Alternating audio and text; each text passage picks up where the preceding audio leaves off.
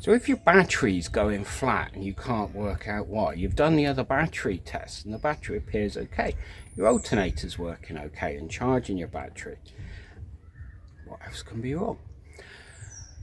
Now batteries, they do discharge over time, so if you park your car up for 3 months and expect to flash it straight up, then you're kidding yourself. That's not going to happen. But if you're finding the car's really sluggish to start or even won't start after a day or two, you could have something draining the battery. Okay, the obvious thing to check first is make sure you shut the doors and stuff right, so the interior light and all that kind of thing wasn't on. But there could be something else going on.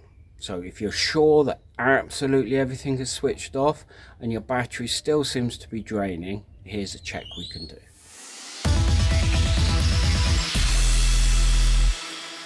On the multimeter, we need it on the amp scale. And if you've got an old one like mine, this has seen me through many years and is probably nearly 40 years old now. You have to plug the positive in to one of the amp ones. If you've got a newer multimeter, you probably don't need to do that. Then we put one probe on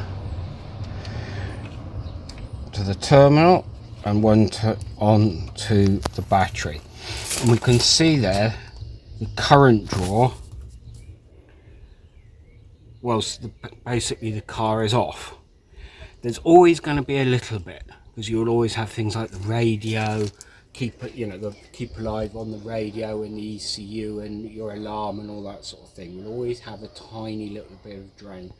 If there's more than about half an amp, so we've got about 0.16 of an amp, which is why if you park up for quite a while your battery will go flat, because you are pulling a little bit of power. If you've got anything over half an amp, it probably means there is something draining your battery, because of course removing that neutral is going to, if you've got a radio that has a pin code, there's a good chance now your radio is going to want the pin code, and we'll do a video on that as well.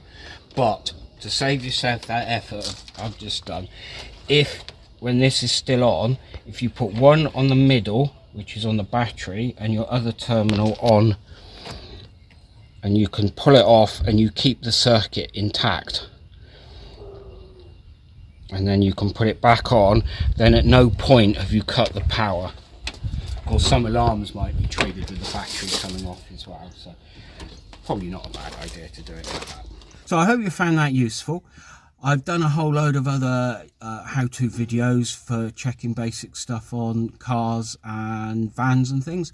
So if they're of any use to you, please have a look at the playlist or stick a like on this video, it would be great. Cheers and bye.